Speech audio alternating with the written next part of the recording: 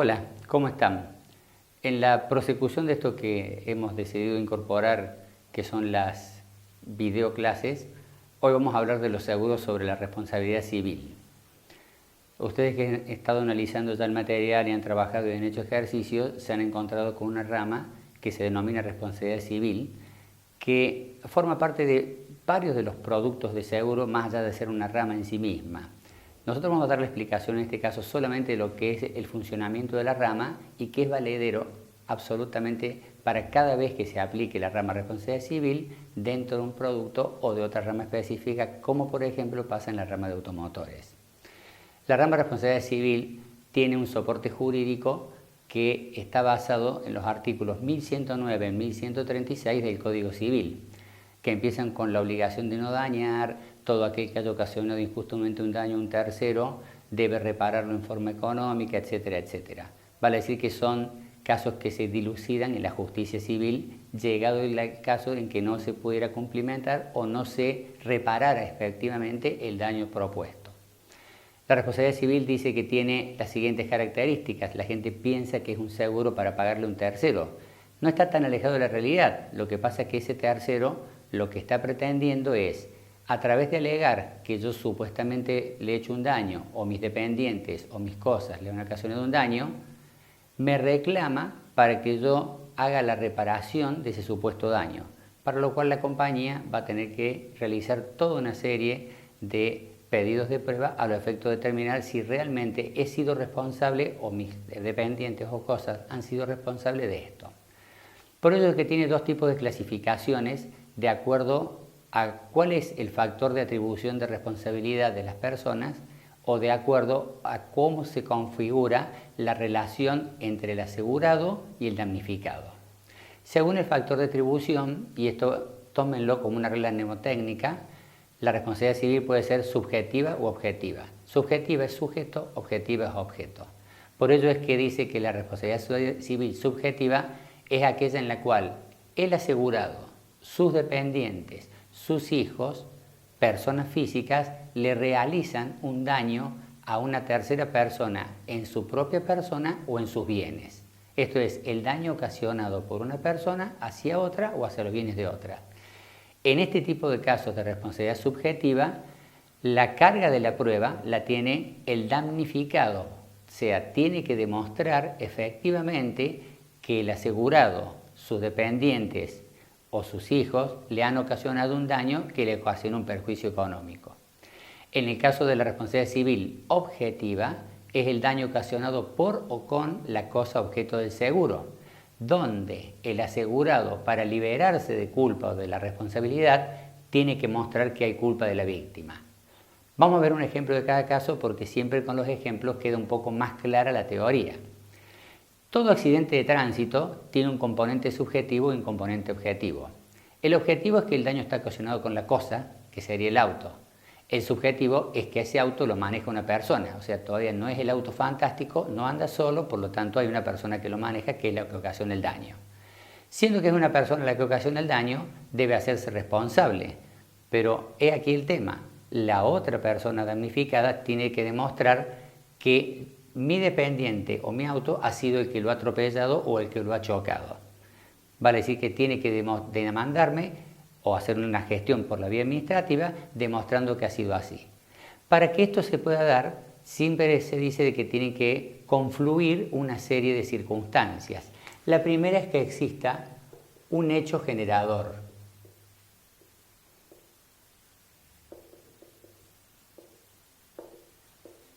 Este hecho generador debe ser injusto y necesariamente tiene que haber producido un daño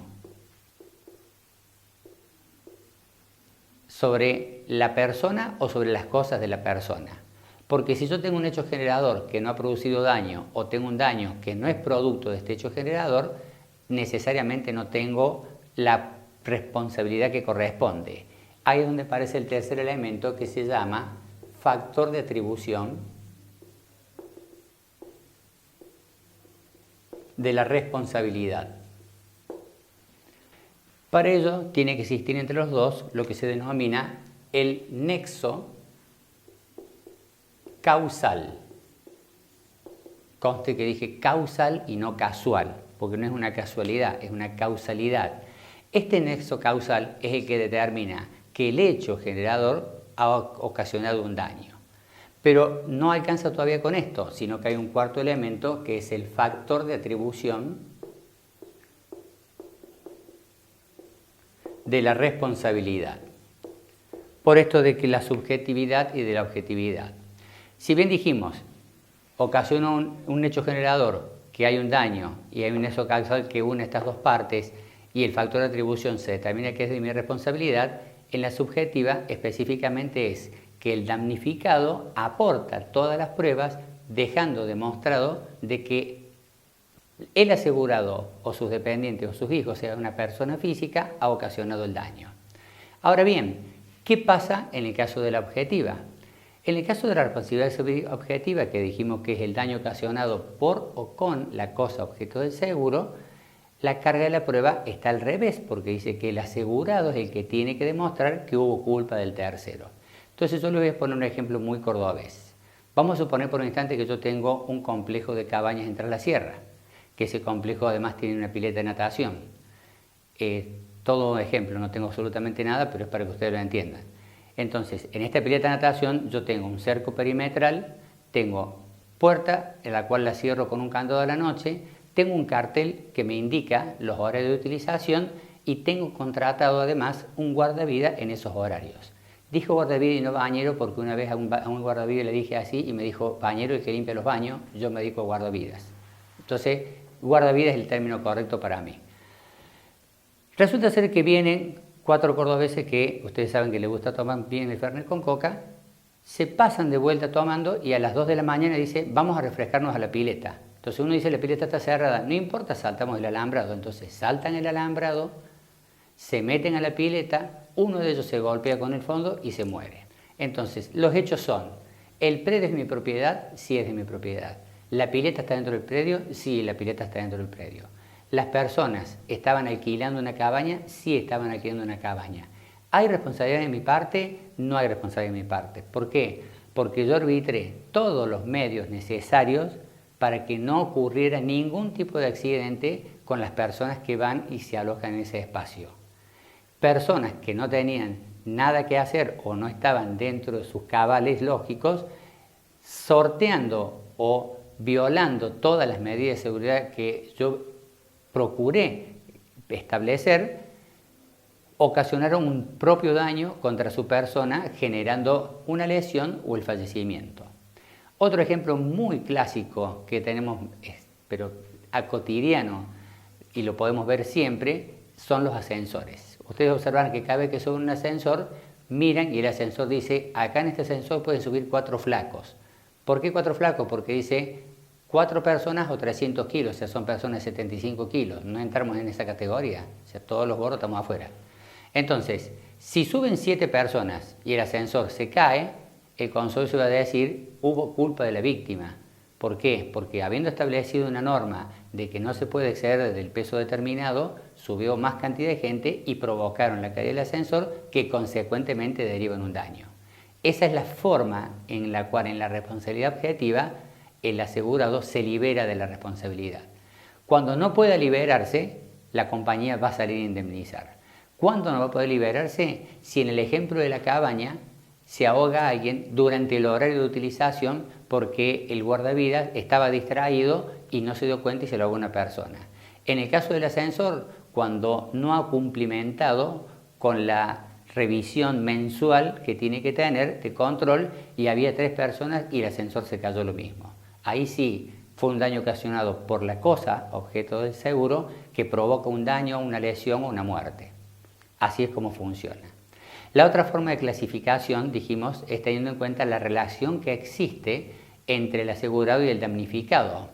Acá es donde nos encontramos en la división de que se habla de las relaciones extracontractuales y las contractuales. Se dice que existen relaciones extracontractuales cuando entre el asegurado y el damnificado no hay ninguna relación que los una. Ejemplo, cualquier accidente de tránsito es una relación extracontractual. Cuando yo voy al cine, por ejemplo, y en la escalera del cine me caigo, antes de entrar hay una relación extracontractual. porque todavía no saqué la entrada. Y se dice que hay una relación contractual cuando entre el asegurado y el damnificado existe, de hecho o de derecho, un contrato que los une. De aquí que cuando yo pago una entrada para ir al cine y me siento en la butaca, el cine es responsable de que yo, así como entré, me vaya y que si hay una circunstancia que hace su responsabilidad, yo no sufra ningún daño. Otro ejemplo muy clásico es los médicos. Los médicos establecen con sus pacientes una relación contractual. ¿Por qué? Primero porque lo admite como paciente, le hace una historia clínica, le diagnostica enfermedades, le prescribe medicamentos, le diagnostica una cirugía, le hace la operación de la cirugía, pero fundamentalmente por todo eso le cobra. Ya sea que le cobre en forma particular o lo haga a través de una obra social. Eso establece necesariamente que ya hay un contrato de aceptación. Si bien es tácito, no está formalizado, pero existe un contrato. Entonces, ¿por qué es tan importante estas relaciones contractuales o extracontractuales? Porque como dijimos que el Código Civil es el que soporta jurídicamente a la rama de responsabilidad civil, dice que la prescripción de quien ha sufrido el daño, del tercero damnificado que ha sufrido el daño, cuando la relación sea extracontractual, es de hasta 2 años de producido el suceso. Mientras que cuando la relación es contractual, la prescripción de su derecho para reclamar por el daño sufrido es de hasta 10 años. Y ahora una cosa interesante también. Las coberturas de responsabilidad civil que se pueden analizar y que ustedes tienen en el material no quiere decir que son contractuales o extracontractuales, subjetiva u objetiva. Se puede dar que exista un mix entre todas.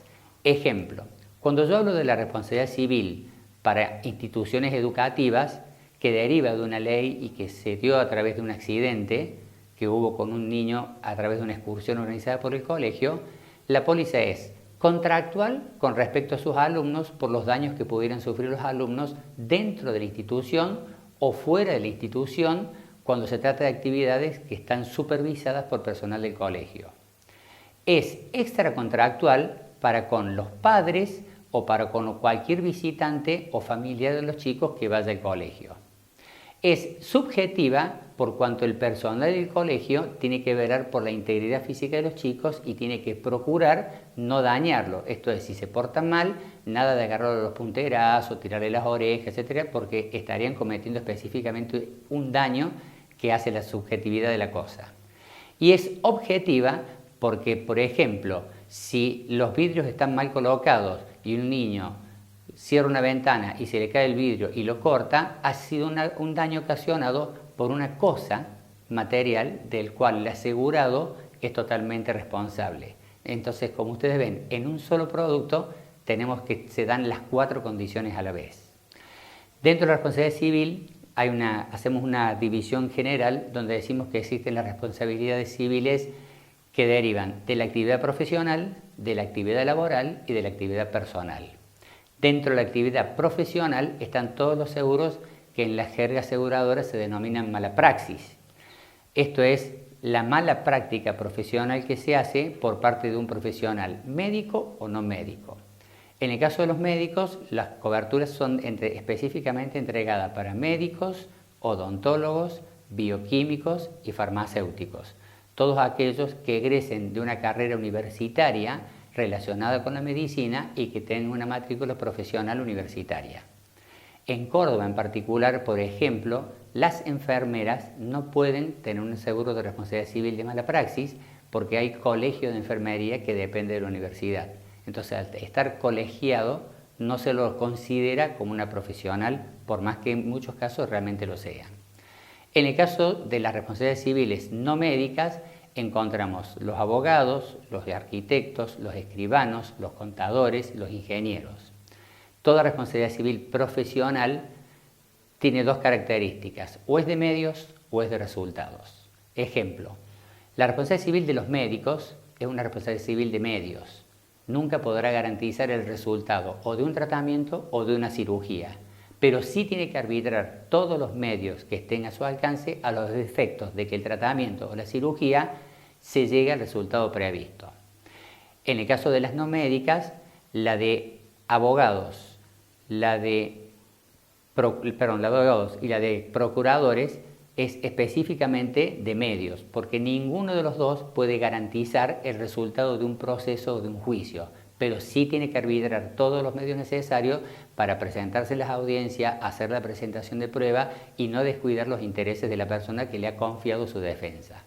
Mientras que la de contadores, la de los escribanos, la de ingenieros y la de los arquitectos necesariamente es de resultados. Un escribano no puede decir doy fe de que estoy firmando y estoy reconociendo que la persona que firma es en tal carácter y después decir no había nadie delante mío porque estaría falseando lo que está diciendo. Un contador no puede certificar un balance si no tiene los números a la vista. Un ingeniero no puede decir yo hice bien los cálculos y no sé qué es lo que habrá pasado. Por eso es que de ahí es donde viene, por lo menos en Córdoba siempre decimos así, que dice que los errores de los contadores se tapan con plata, los errores de los arquitectos se tapan con plantas y los errores de los médicos se tapan con tierra. Siempre hay alguna forma de taparlos y la policía saldrá a pagar en el caso que exista cualquier tipo de reclamo o algo por el estilo. Dentro de las coberturas, para lo que es específicamente la parte laboral, hay una que se considera como la cobertura madre, que es la responsabilidad civil comprensiva, que tiene una particularidad porque dice que comprende la actividad del asegurado en el domicilio detallado en las condiciones particulares de la póliza. Esto es, si yo tengo un bar, la esencia del bar o la práctica del bar es el expendio de comidas y bebidas a título oneroso, o sea, yo cobro para que la gente consuma dentro del bar. Pero ¿qué pasa? La responsabilidad civil comprensiva funciona tal cual como funciona el grueso de las coberturas aseguradoras en nuestro país, que es por riesgos nominativos. Esto es, hay una cobertura básica, hay una cláusula general donde excluye absolutamente todo y después están las condiciones particulares relativas de las cuales puedo tomar algunas de esas exclusiones, incorporarlas a través de una cláusula, cobrar una extra prima y hacer que amplíe los riesgos cubiertos. Esta es la forma en la que funciona. De lo contrario, si yo tomo solamente la cobertura tal cual como está, lo único que voy a cubrir son los daños directos, subjetivos u objetivos. Ejemplo en el bar, que el mozo se enoje con alguna persona, le rompa una bandeja en la cabeza, entonces me voy a tener que hacer responsable como el dueño del bar del daño subjetivo que se le ha causado. O bien que alguna persona, yo tengo la costumbre de encerar el piso, se patina, se parte todos los dientes, entonces ha sido un daño ocasionado por una cosa y entonces está la parte objetiva. Pero hasta acá llegamos, o sea, por ejemplo, si una persona va y hace un consumo de algún producto que yo vendo en el negocio y ese producto le cae mal porque está en mal estado, en este mal estado en que está, si yo no he contratado la cobertura adicional que habla y dice suministro de comidas y bebidas a título oneroso, la compañía va a decir no había cobertura contratada porque no estaba la cobertura adicional. Entonces esta persona va hacia el baño, agarra el picaporte, yo no me he dado cuenta de que había un cable que estaba haciendo masa contra la puerta y queda electrocutado y se levantan todos los pelocitos de punta y no he contratado la cobertura adicional que dice y los daños ocasionados a terceros como consecuencia de incendio, rayo y explosión en el local asegurado, la compañía va a decir nuevamente tampoco tiene cobertura. Ya con el estómago todo descompuesto y encima electrocutado, sale del local, hay viento y se le cae en la cabeza, ustedes dirán, no le puede pasar todo, pero al coyote con el correcamino le fue peor y sin embargo siguió corriendo. Si no tengo contratada la cobertura adicional de caída de carteles u objetos afines, la compañía también va a decir no corresponde indemnizar porque no estaba la cobertura contratada. ¿A dónde los llevo con todo esto? Cada vez que haya un asesoramiento que realizar para algún asegurado en particular, tengo que tener en cuenta a qué se dedica específicamente, cuál es su actividad y a partir de allí mirar el listado de todas las coberturas adicionales que hay para ir incorporándolas en la medida de lo que sean necesarias. Si voy a asesorar un consorcio y ese consorcio tiene escaleras y ascensores, tengo que decirle que hay una cobertura adicional de ascensores y montacargas por el uso que se puede hacer de esto y los daños que puedan sufrir las personas dentro del ascensor. Si voy a asesorar una empresa que tiene sistema de vigilancia y seguridad con personal que está armado, hay una cobertura adicional que dice que admite personal que utilice armas de fuego en tanto y en cuanto estén con las autorizaciones correspondientes por las autoridades. Entonces, esto es lo que comprende todo lo que es la parte laboral para todo lo que es actividades comerciales, industriales o de servicios. Se dice que cuando el asegurado no actúa en forma profesional ni en forma laboral, está realizando hechos privados. La cobertura de responsabilidad civil de hechos privados, a diferencia, por ejemplo, de la responsabilidad civil comprensiva, que dice que solamente limita dentro de la ubicación de riesgo o del domicilio indicado en las condiciones, la de hechos privados tiene alcance en todo el territorio del país, porque se considera que el asegurado, cuando no está trabajando ni está en su actividad profesional, en todo momento está realizando actividades privadas. Vale decir que a mi casa no entra cualquiera, creo, salvo que yo lo invite. Entonces, la gente que viene a mi casa, yo tengo que velar por su integridad. Esto es, si alguien queda electrocutado y yo he sido, y la responsabilidad, parte de mi responsabilidad de no haber tenido en cuenta de hacer revisar la casa, que no tenga ningún problema, tendré que indemnizarle. Si a esa persona le cae mal la comida que yo he preparado, también tendré que indemnizarlo porque forma parte de la cobertura básica. Si mis mascotas, yo tengo un perro y ese perro lo muerde, soy responsable de que esto pase y que lo tengo que pagar por el daño, no así por la enfermedad que pudiera contraer como producto de la mordedura. Como cobertura adicional, tengo el uso de la pileta de natación, que lo puedo hacer. Yo nunca me queda claro por qué cuando uno instala la pileta de natación en su casa, los hijos traen a todo el barrio que vengan a bañarse a la pileta. Entonces uno tiene que estar con todos los ojos dando vuelta de manera tal de procurar de que no les pase nada y si les pasa, estar atento para poder indemnizarlos. Así es como funciona. No obstante esto, puede pasar que yo me vaya de vacaciones al mar y tenga el hábito de salir a correr a la mañana temprano junto con mi perro. O sea, en lo particular no hago ninguna de las tres cosas. Ni voy al mar, ni salgo a correr y mucho menos con el perro. Pero supongamos que se diera así y mi perro se me escapa y muerde a una persona. Ustedes dirán, no hay cobertura. No, sí hay cobertura, porque sigue siendo un hecho privado cometido por alguien que está bajo mi responsabilidad, que en este caso es el animal, del cual yo soy responsable de que no ocasione daños. Entonces, como verán, la cobertura de hechos privados es sumamente amplia en cuanto a su contenido. Con esto hemos dado un pantallazo brevemente de lo que es el funcionamiento de la responsabilidad civil y de qué manera funciona. Lo último que les puedo agregar es lo siguiente. La suma asegurada se constituye en el monto máximo de indemnización que la aseguradora va a asumir por cualquier responsabilidad. Lo más difícil de determinar en una responsabilidad civil es cuánto tiene que ser la suma asegurada. Por eso es que siempre hay que consultar con la aseguradora, dentro de los parámetros de contratación, cuánto es lo que está dispuesto la aseguradora a admitir como suma asegurada para resarcir un daño, una lesión o una muerte. La suma asegurada funciona en líneas generales por eventos que pueden suceder en el transcurso de un año. ¿Qué quiere decir? La suma asegurada en la responsabilidad civil indica que es el límite máximo de indemnización que va a asumir la aseguradora. Ahora bien, la aseguradora dice en líneas generales que va a ser durante la vigencia de la póliza hasta 2 reposiciones de la suma original.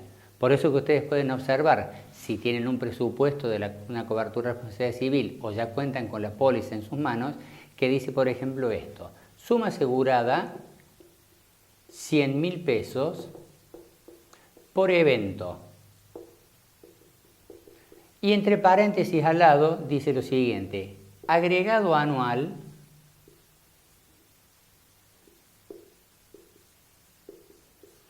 $300.000 pesos. ¿Qué quiere decir? Que en la medida en que la póliza vaya teniendo algún siniestro y ese siniestro le consume la suma aseguradora original, la aseguradora, sin cobrarle extra prima, porque ya lo cobró anticipadamente, va a hacer una reposición de una suma equivalente. Si esa nueva suma equivalente se consume por otro siniestro, por otra demanda, nuevamente va a hacer una reposición de una suma equivalente. Es decir, va a cubrir hasta 3 veces el importe original en el periodo de contratación. Recuerden que se denomina periodo La ley 17418 define el periodo como el plazo de un año, salvo pacto en contrario o salvo modalidad en contrario de la aseguradora. Por eso es que, por lo amplio de la suma asegurada, también funciona con lo que ustedes ya han visto y que ya hemos hecho algo al respecto, que se llama franquicia deducible. Esto es, en cada siniestro que se produzca, el asegurado va a participar con una parte sobre el monto del siniestro. Esto es, la aseguradora le dice que de cualquier forma de lo que pudiera pasar, el asegurado va a ser partícipe con una parte de los daños. Entonces, generalmente esta parte es un 10% del monto del siniestro, de manera tal que tampoco es algo demasiado caro o oneroso como para tenerlo en cuenta o como para decir lo hago o no lo hago.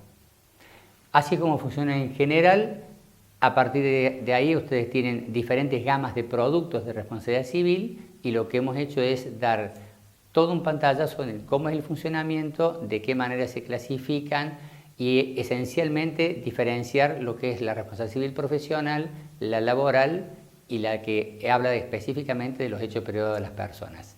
Ya nos seguiremos viendo con algunos otros videos. Hasta luego.